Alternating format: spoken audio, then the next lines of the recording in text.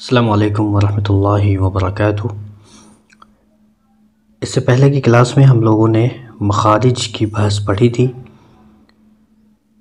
آج کے اس کلاس میں ہم حرکات کے بارے میں جانیں گے۔ کچھ بڑی حرکات ہوتی ہیں، زبر زیر پیش میں بالترتیب الف یا واو کا اضافہ بڑی حرکت بنا دیتا ہے۔ جب کبھی زبر کے بعد الف آ جائے یا کسی حرف کے اوپر کھڑا الف کی علامت ہو تو بڑی حرکت یا الف مدہ بن جاتا ہے۔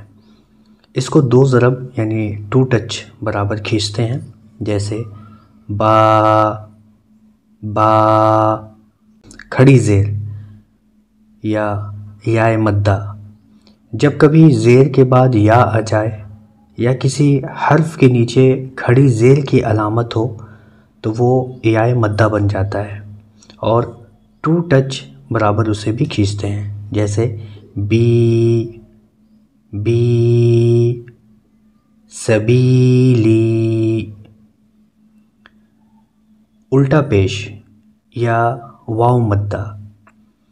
جب کبھی پیش کے بعد واو ساکن آ جائے یا کسی حرف پر الٹا پیش آ جائے تو بڑی آواز یا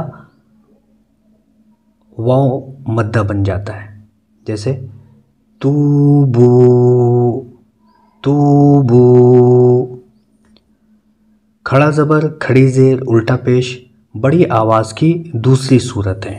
جزم یا سکون کی علامت۔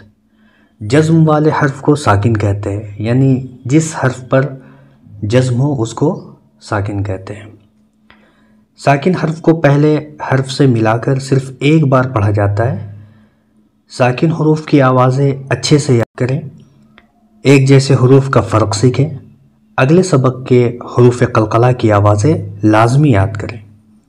سب سے پہلے ساکن کو ہم کیسے پڑھتے ہیں، یعنی ہر وہ حرف جس پر جزم ہوتا ہے اس کو ساکن کہتے ہیں۔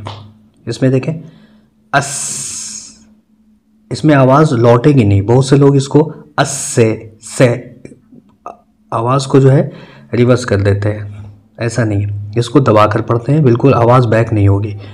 اس اس، یہاں پہ دیکھیں سین ساکن ہے، چونکہ سین پر جزم ہے، تو جس حرف پر جزم ہوتا ہے اس کو ساکن بولتے ہیں، اور اس میں آواز جو ہے لوٹتی نہیں ہے، بیک نہیں ہوتی ہے۔ اس اس، اس، اش، اش، اش، اس، اس، اس، از، اس، از، از۔ آواز کو دبا دینا ہے۔ جو ساکن حرف ہوتے ہیں اس میں آواز بیک نہیں ہوتی ہے، لوٹتی نہیں ہے۔ اس سے لوگ پڑھتے ہیں، یہ غلط ہے، آواز بالکل دب جائے گی۔ اس، اس، اس، اش، اش، اش، اس، اس، اس، از۔ تو آج کے اس کلاس میں ہم نے حرکات کے بارے میں جانا اور حرف ساکن کے بارے میں جانا۔ انشاءاللہ نیکسٹ کلاس میں ہم لوگ حروف قلقلہ کے بارے میں جانیں گے اور تنوین کے بارے میں، اس کے بعد تشدید کے بارے میں انشاءاللہ پڑھیں گے۔ السلام علیکم ورحمۃ اللہ وبرکاتہ۔